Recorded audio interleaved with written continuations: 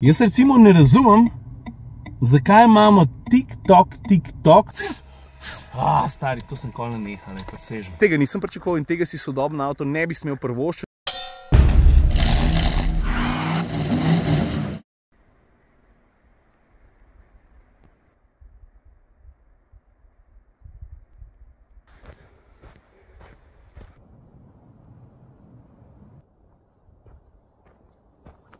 Pokljuka.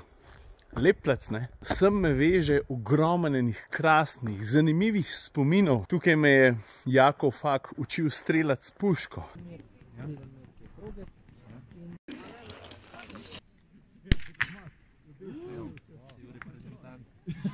Dober let nazaj sem čakal, da pristane helikopter, da sem lahko prevzel Tolja in se potem z njim odpravil proti Rusiji.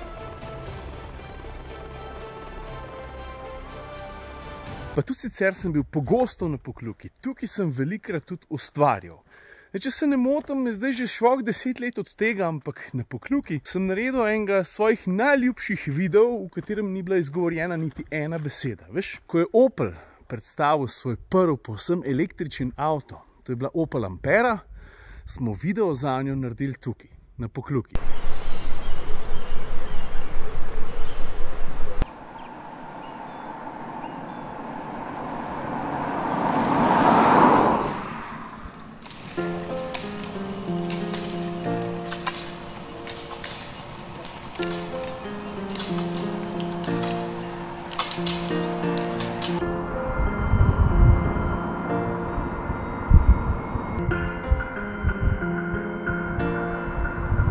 No vidiš, pol se pa obrne švok 10 let, pa sem spet tukaj zaradi enega Opela. Ni električen, je pa vseeno zelo zanimiv, predvsem pa za znamko, pa konec koncev tudi za Slovence precej pomemben, zato ker je bil v teh koncih vedno zelo priljubljen.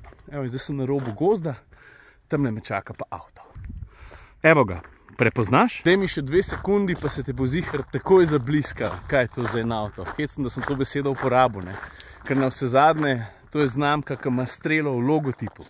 In za mojim hrbtom vidiš ta novo Opel Astra. Pa je kar prav, da si jo najprej pogledamo od zunaj. Veš, Opel Astra je vedno veljala za ene vrste zlato sredino segmenta. Pa čeprav, ne vem, meni se je vedno zdel, predvsem če vzamemo v obzir prejšnjo generacijo, da se je Astri v tem pogledu, ne, zlata sredina, kar malo krivica delala. Ker ne pozab, Astra je znala predvsem po tehnološki plati pogosto udariti nad svojo težo. Veš, to je sploh veljalo pri prejšnjih generaciji, ki se je že ponašala z matričnimi LED žarometi. Astra je bil prvi avto golfovega segmenta, ki jih je imel, ne. Podobno velja za segment nižji, pa za Corso. No, dizajnersko je pa vedno bila malo bolj zadržana, česar pa za novo generacijo tudi približno ne moramo reči. Se sploh ne vem, kje naj začnem. Mogoče pri tej izraziti pločevinasti gubi na sredini pokrova motorja ali pa pri izrazitih mišičastih bokih, na kar opozori že tukaj na sprednjem delu. Previdno sledi mojemu prstu, pa poglej, kako izbočene so te linije. Pa gremo prek boka k zadku, da ti pokažem še en primer izjemno močnih in izrazitih ramen.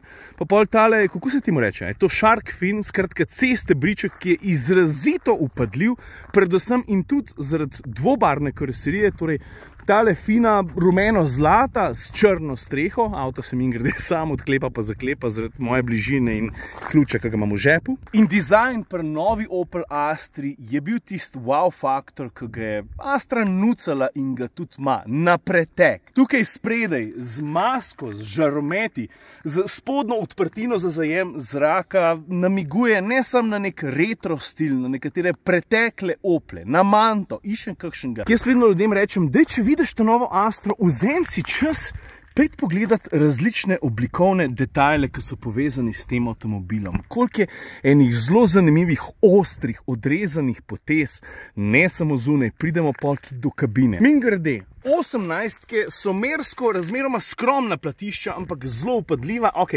avto je zdaj usran, ker je vreme za en drek, pa vseeno se mi zdijo krasna. Všeč mi je tudi, da niso pretiravali z velikostjo. Se veš, na najsodobnejše avte se mimogrede skoraj ne glede na segment vrže 19-ke, 20-ke. Poglej, kako so upadljive zadnje luči, koliko ostrih, odsekanih, klinastih potez je, ki so skupni imenovalci celotnega avtomobila, ki prije do dizajna. Pa všeč mi je recimo, da se Opel ne fulera z nekimi fake izpuhi, pač izpuh je skrit spodaj in ga tukaj zadnji niso ponazorili z nekimi kvazi kromastimi izpuhi, ki bi bili zafilani polni. To mi je všeč. Ni pa Astra športna avto, pridemo pol do tega. Je lahkotna, je okretna, je prijetno vodljiva športnica, to pa ne. Stopimo še v kabino, da ti pokažem, kako se ta rdeča nit ostrih odsekanih potez nadaljuje na polno. Preden ti pokažem tale kokpit, ne, moram priznati, da pa Astra je ene vrste svetovna rekorderka v luljenju prahu, ker te piano plastike je posod po sredinskem grebenu, pa veš, tale povezana zaslona s tem, se veš, po vzoru Mercedesa, ki je BMW, tega je res veliko. Stari, to sem kol nanehal, presežem. Poglej, ponovadi kokpit najprej pokažem z voznikovega delovnega mesta, se mi zdi, da je to edino prav tukaj na volanu že takoj ta prvi tak oster detalj, ki mi je zelo všeč in nadaljuje temo od zunaj. Sicer pa poglej, tele površine dovzetne za prah, to se pravi lakirana plastika tudi na levi in desni prečki, sicer stikal neko običajno število, tudi lahko je hitro vse skupaj razumeti. Tukaj pa digitalna instrumentna plošča, ki zgleda povezana v en zaslon, v resnici je pa tako kot ponavadi, torej en zaslon pred voznikom, razmeroma majhen, ampak ličen, ne ponuja preveč podatkov, ampak se mi zdi, da ravno prav, tudi dobro je viden v vseh svetlobnih pogojih, na desni strani še zaslon vmesnika, poglej. Predvsem pa pozdravljam Oplovo odločitev vztrajanja pri zdravi pameti. Tukaj so pustili set stikal, s katerimi prilagajaš klimo, gretje vetrobranskega stekla, gretje in hlajenje sedežev, o katerih spregovorim še pozneje, pa stikalo za vklop in izklop radija, volume, klasičen gumb in tako naprej. Skratka, kupenih stvari je ostalo takšnih, kot smo jih vajeni od prej in to je dobro, ne pa slabo, vsaj v tem primeru. Poglej, to je tale set stikal, o katerem sem govoril, materle, imam še čisto umazano roko. Veš, o čem je hec? Veš, Pokljuka je bila tretja in zadnja lokacija, kjer smo sadili drevesa, da smo razogličili našo pot misije Ledenik, torej 13.000 dreves za 13.000 kilometrov. Zato sem še vas usram po tacah, veš, tiskaj nisi previden, pa se na hitro spucaš. V glavnem, gremo naprej. Da ti obrazložim tale set stikal, torej hlajenje sedežev trostopensko, pa gretje sedežev, gretje volana. Tukaj je dostop do nekih osnovnih pomagal. Jaz recimo sem to tipko pritiskal non-stop, raven zato, ker sem vedno hotel dostopati do sistema, ki ti pomaga ohranjati avto na voznem pasu in jaz sem to vedno izklopil, ker včasih pač voziš na cestah, ki so primerno označene, ampak sta vozna pasova razmeroma ozka in ti voziš pravilno, avto te pa kljub temu opozarja in ti neke popravke daje, kar zna biti moteče. Zato jaz pogosto ta sistem izklopim, običajno ga imam pa vklopljen, recimo, če vozim zvečera, pa če sem mogoče že malo utrujen, pa zares želim računati tudi na popravke vozila. Jaz bi sicer rajš, da bi bilo to dostopno nekje takoj z enim pritiskom, ampak je pa vse tako, da če pritisneš to stikalo, da pol pritisneš dvakrat na identično točko na zaslonu, poglej, cep, cep. Torej potrdiš izklop v šusu. Kar se samega vmesnika tiče, zdi se mi pregleden, preprost, po sami strukturi me malo spominja na že videno pri Oplu, pri tudi drugih avtomobilih koncerna PSA, ne pozab.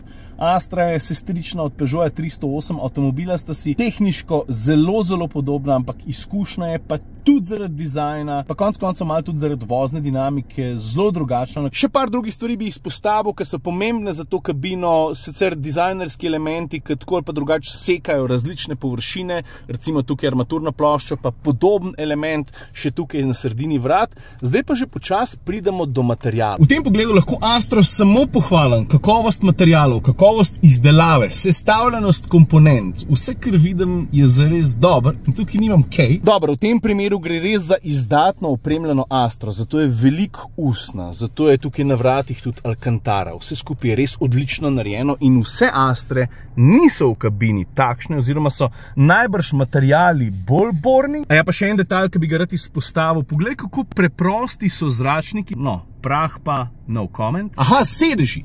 Takole naredil, lej. Se veš, Astra tudi približno ni ta prvi Opel, ki bi se hvalil s sedeži, ki imajo, kako se že reče, certifikat ali potrdilo združenja ne vem katerih strokovnjakov za hrbtenico. Sprednja sedeža sta zares udobna, za nameček sta opremljena, oborožena tudi z nekimi zračnimi blazincami, ki se po potrebi napihujejo, pa spuščajo. To pa ponovadi, ko avto ugasneš, malo počakaš, pa slišiš iz sedeža.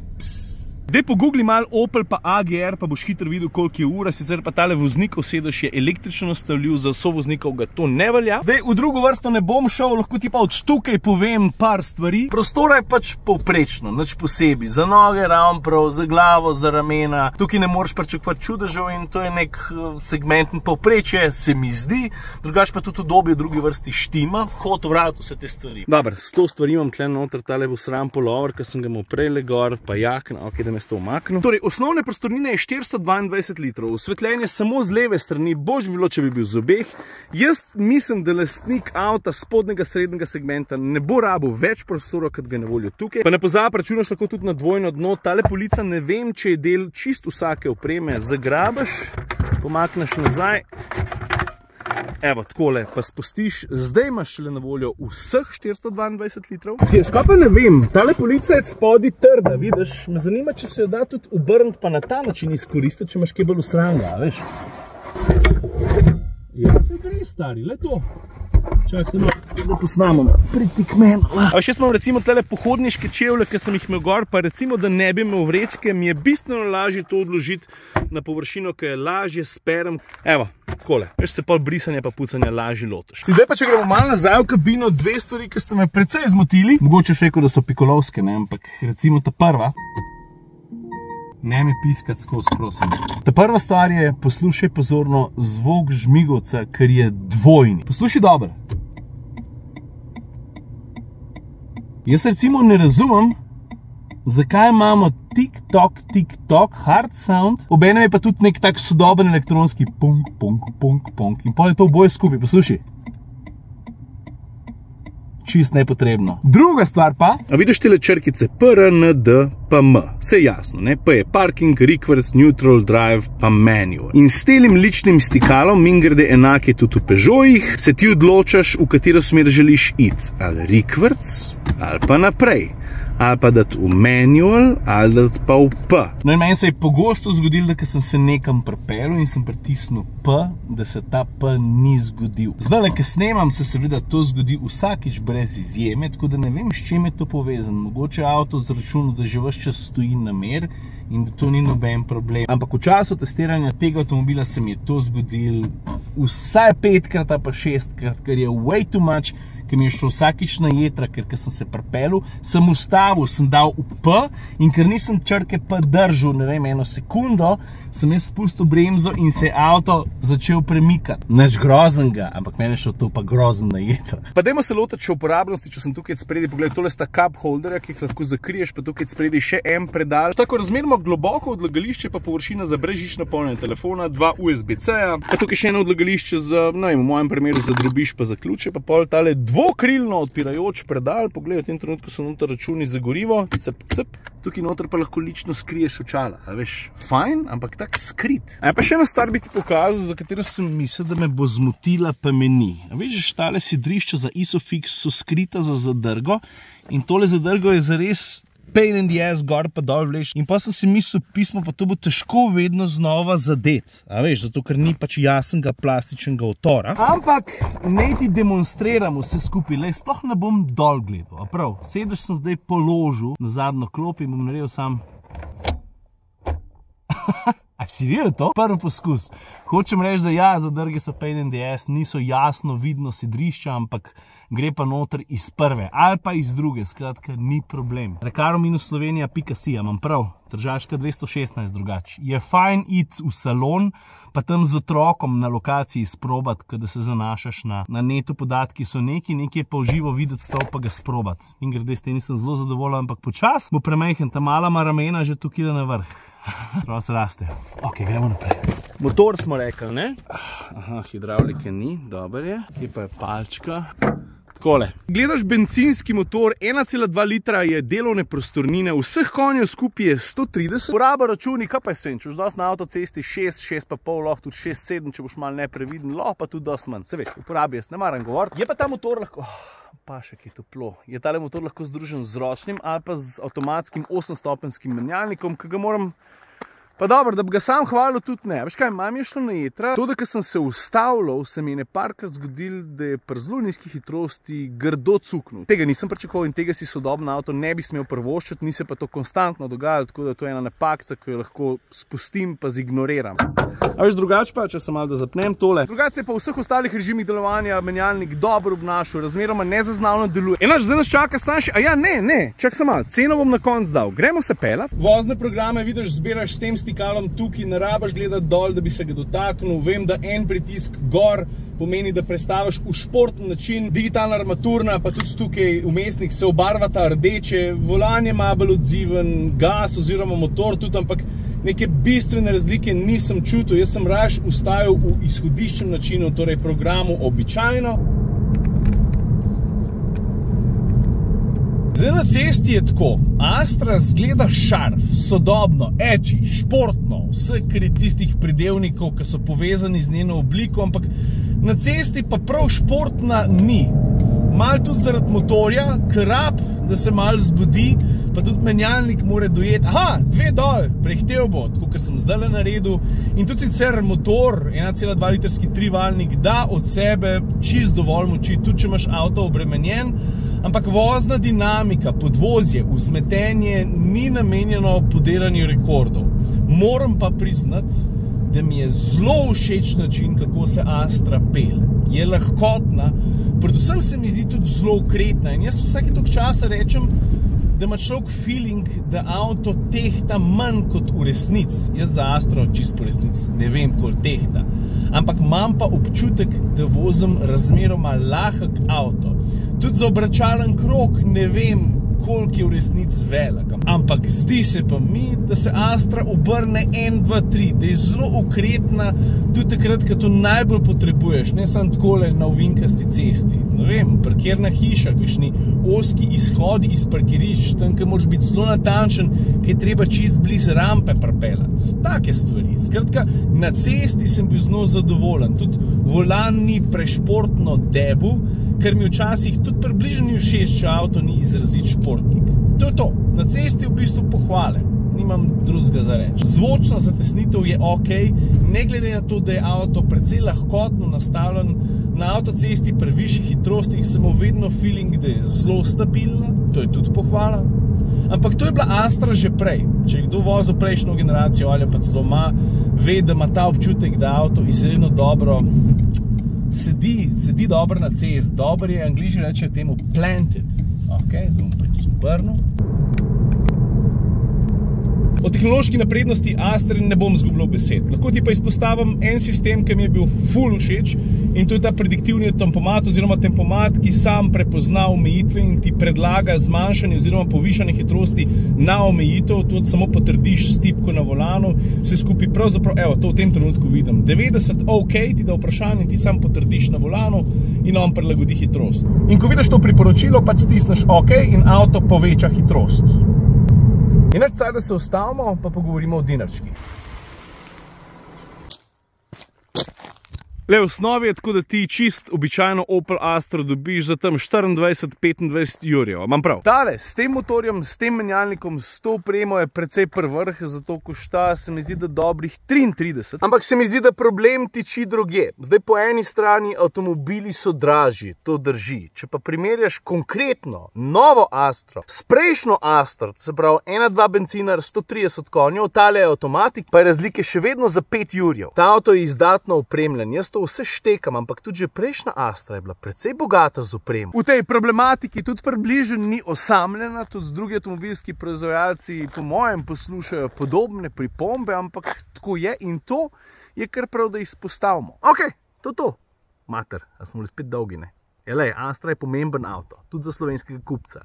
Nova generacija Astra je skoraj tako odmevna, običajno kot nova generacija Golfa. Ne? Za segment, v katerem nastopa, smo pa itak že rekli nekaj časa nazaj, ne?